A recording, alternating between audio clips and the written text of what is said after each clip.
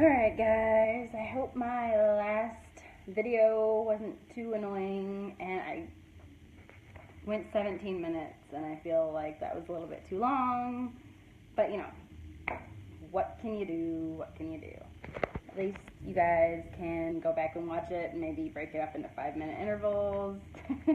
Just when I get going, I feel like I get going. Hey Corey, what's up? How are you? Good to see you on. Okay, so I won't keep you guys as long this time. I appreciate everyone that stayed on through the whole video before this one, and I know it's super late, but hey, some of us are night owls, and some of us have 2 babies and don't ever sleep anyway, so that's okay.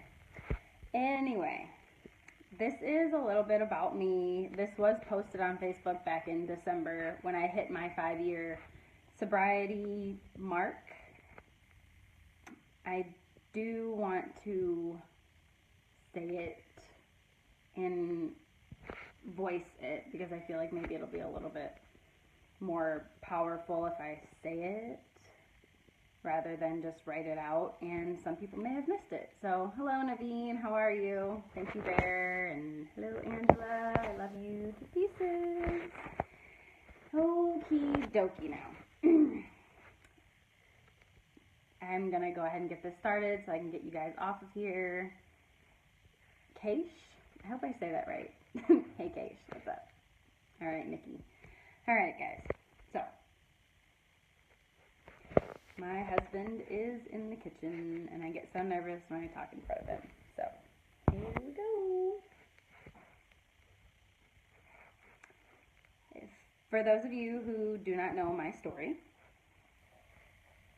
well, here it goes. 5 years ago, on December 10th, 2011, I woke up in a hospital in Nashville with chest pain. I had no idea what had happened or how I got there. I had been unconscious for 12 hours. My bleeding stomach had been pumped, my heart beating at 40 beats per minute, my body very weak, and I closer to death than I had ever been. I had been hooked up to every monitor possible. Doctors and nurses stood by to see if I would beat the odds against the 22-year-old young lady who had been there such a short time before. She was rolled out of the room just to my left, having overdosed on ecstasy and alcohol 2 weeks prior. Cold blue and in a body bag, she was lifeless. I had been given a 50% chance to live. I had been dropped off at the hospital 12 hours prior by the so-called friends who watched me consume 3.5 grams of cocaine and 17 and counting double screwdrivers. For anyone who doesn't know what a screwdriver is, it's orange juice and vodka, a blood alcohol level of 0.43, and blood levels of cocaine that didn't have its shortage of laces could have put a horse down, so the doctor told me. For some reason, I was still breathing. As the doctor explained to me what my condition was, about the girl who had just died, and my chances of survival, I was terrified. I knew in my heart my chances would be less if I was able to walk out of that hospital and I didn't change my life. His last words to me defined who I would become. Ooh.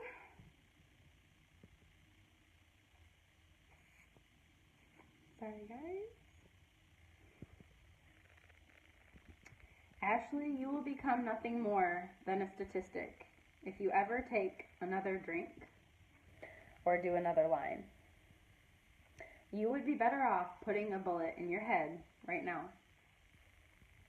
Good luck. I have no doubt in my mind that was God speaking to me through that doctor. I got up from the bed and went to the bathroom, and while looking in the mirror, I saw not my reflection, but that of my alcoholic and drug-addicted mother who was just that. Who is just that, a statistic. Another number added to a list of dead addicts. Who never made their mark on this world, and who allowed a force not greater than them to win.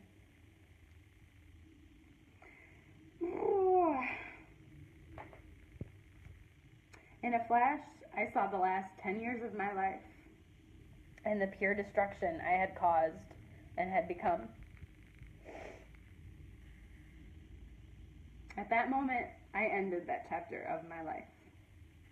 I wrote the final words, and I made a vow to myself that I would never become my mother, or a number in a forgotten book of what I could have been.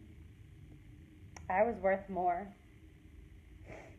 I had hit my rock bottom, and I decided that rock bottom would become the solid foundation on which I chose to rebuild my life. And I did. I never looked back. I never drank again. I never took another drug again. Not that it isn't still, all this time later, a daily struggle. It is. God gave me one more chance at life, and I took it head on. Am I perfect? Hell no. Never. Do I struggle? Yes. Do I cry? Clearly. Feel pain and have anxiety? Absolutely. But I feel, and I survived. All because my time here on this earth was not up. God's last chapter and plan for me was not done being written.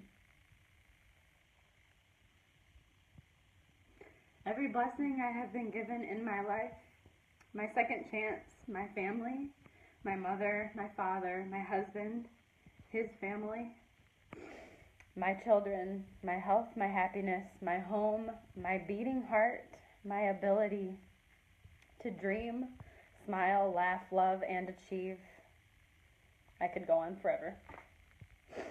Is all because of that moment when God allowed me to change my life and continue to live. Some will not be so lucky, some will.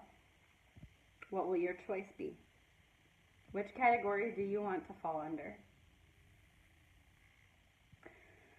The choice is yours to make. And I just wish I could reach out and touch every single person who's struggling with these things, because I've been there. And I know how hard it is. I know the struggle, I know the pain, I know the hopelessness. It's all very, very, very real. But it is not the end, and it does not have to consume you. You are so strong and capable of pulling yourself out of the darkest of moments. Oh, goodness gracious. The choice is yours to make. I am proof of that. If you're still here, if you can comprehend this, if you're listening to me, you still have time to change. Okay? Choice is yours to make. Make it now, today, as you do not have time to wait. We can share this day together as the day both of our lives changed. Forever. I would be honored. Your life can and will end in a moment, and you will have no option to go back and change anything. I'm about to get a little bit real here, so a little bit more real than I've been, if that's possible. You'll have no option to go back and change anything. No more time to reach out to anyone. No more hugs, kisses, or tears. You will not be able to say, I love you one more time. No more opportunities to tuck in, say goodnight, or kiss your babies. The next kiss you will exchange will be them kissing your cold, lifeless body goodbye. Maybe you will never meet the child you could have been a mother or father to. No ability to make a phone call and make it right. Nothing but the cold, hard sound of the casket closing and a 6-foot blanket of wet dirt to warm you for eternity. The faded, echoed sobs and salty tears of the ones who loved you as they walk out of the funeral home, as they leave the cemetery where they just placed the last rose on what was once a beautiful, strong, capable person, and you become nothing but a memory, a vision of what once was.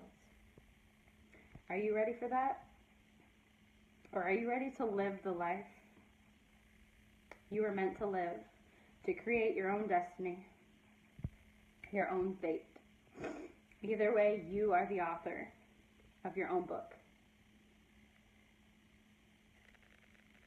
You choose how it ends.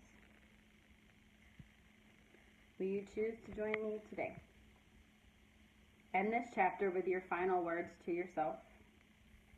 Turn the page and start the chapter that will define the rest of your life.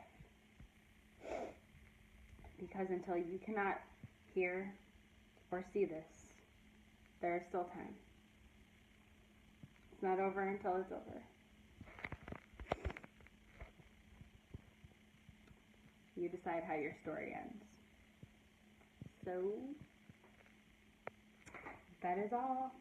I'm going to take a minute. Thank you guys for joining me. I know that's a lot to take in, but I feel like I needed to get it out. If there's anyone struggling with anything, please, please, please do not hesitate to message me directly. I will respond to you. All of you are amazing. Thank you for your love and support. And I will be back on here very soon. All right. Good night, guys.